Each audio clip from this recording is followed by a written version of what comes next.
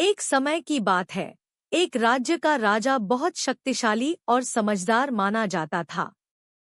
लेकिन जैसे जैसे उसकी उम्र बढ़ती गई, वह धीरे धीरे अपनी प्रजा की बातों पर ध्यान देना बंद कर चुका था। वह अधिकतर अपने दरबारियों और मंत्रियों से ही सलाह लिया करता था। उसकी दरबार में कुछ लोग तो वास्तव में राजा के प्रति वफादार थे, लेकिन कई ऐसे थे जो सिर्फ राजा की खुशामद करते थे और अपनी स्वार्थी इच्छाओं को पूरा करना चाहते थे। राजा के दरबार में एक दिन एक चालाक आदमी आया। वह बहुत चतुर और मक्कार था। उसने राजा से कहा, महाराज, मैं आपके दुश्मनों को आपके दरबार में ही दिखा सकता हूँ। मैं ऐसी पोशाक बनाऊंगा जिसे सिर्फ वही देख सकेगा जो आपका सच्चा हितैषी है, और जो नहीं देख सकेगा वह आपका शत्रु होगा। राजा ने उसकी बात में दिलचस्पी ली और उसे इस अद्भुत पोशाक बनाने की अनुमति दे दी। वह आदमी राजा के सामने बड़ी बड़ी बातें करता रहा और कहता रहा कि यह पोशाक इतनी विशेष होगी कि केवल ईमानदार लोग ही इसे देख पाएंगे। राजा ने सोचा कि यह तो एक अच्छा तरीका है यह पता लगाने का कि उसके दरबार में कौन वफादार है और कौन नहीं। उस चतुर आदमी ने पोशाक की तैयारी का नाटक किया। उसने किसी वस्त्र को नहीं बनाया, बस ऐसा दिखाया जैसे वह बड़ी मेहनत से पोशाक तैयार कर रहा हो। वह कहता, महाराज, यह पोशाक तैयार हो रही है। इसे पहनने से आपका व्यक्तित्व और भी चमक उठेगा और आपकी शान दुगुनी हो जाएगी। अगले दिन उस आदमी ने राजा को बुलाया और कहा, महाराज, आपकी पोशाक तैयार है।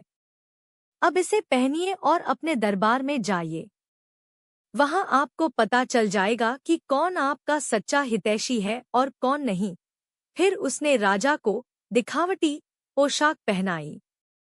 असल में वह पोशाक तो कोई थी ही नहीं, लेकिन राजा को वह आदमी यह यकीन दिला चुका था कि यह पोशाक दिखने में अद्वितीय है। राजा ने उस पोशाक को पहना, लेकिन चूंकि वस्त्र था ही नहीं, वह वास्तव में नंगे थे। फिर भी राजा इस भ्रम में था कि उसने कोई विशेष वस्त्र धारण किया हुआ है। उसने अपने मंत्रियों और दरबारियों को बुलाया और दरबार में चला गया।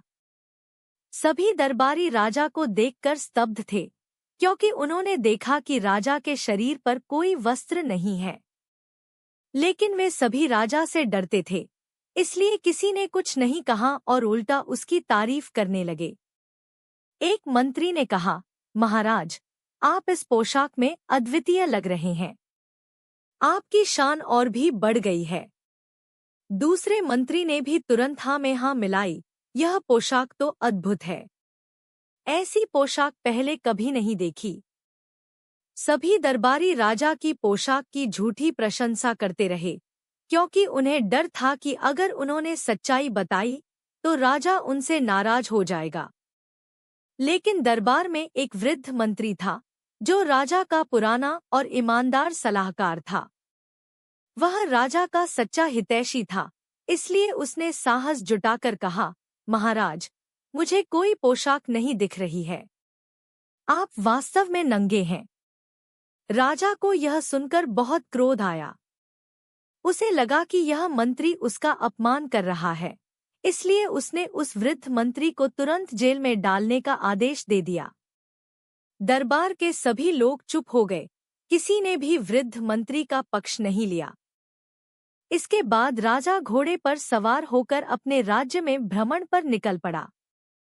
जब वह सड़कों पर निकला, तो बूढ़े लोग और बड़े लोग उसे देखकर कुछ नहीं बोले, क्योंकि वे भी राजा से डरते थे। लेकिन जब राजा एक गांव में पहुंचा, तो वहां खेल रहे बच्चों ने उसे देखा। बच्चों के मन में कोई डर नहीं था, इसलिए वे जोर जोर से चिल्लाने लगे, राजा नंगा है, राजा नंगा है। राजा ने यह सुनकर चौंक कर खुद को देखा और महसूस किया कि वह वास्तव में नंगा था। उसने तुरंत समझ लिया कि वह उस चालाक आदमी की धोखाधड़ी का शिकार हो चुका है। बच्चों की सच्ची बातें सुनकर उसे अपनी गलती का एहसास हुआ। उसे अपनी मूर्खता पर बहुत शर्म आई।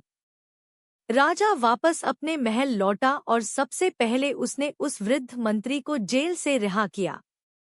उसने मंत्री से माफी मांगी और कहा, तुमने जो कहा था वह बिल्कुल सही था। मैंने तुम्हें गलत समझा और तुम्हें सजा दी। अब मैं समझ गया हूँ कि तुम मेरे सच्चे हितैषी हो। इसके बाद राजा ने उस वृद्ध मंत्री को अपना मुख्यमंत्री बना दिया और घोषणा की कि वह अब से केवल वही सलाहकारों की बात सुनेगा जो ईमानदारी से उसे सच बताएंगे, भले ही वह सच उसे बुरा लगे। उसने उन सभी दरबारियों को दंडित किया जिन्होंने झूठी तारीफ की थी और उसके सामने सत्य छिपाया था। इस तरह राजा ने अपनी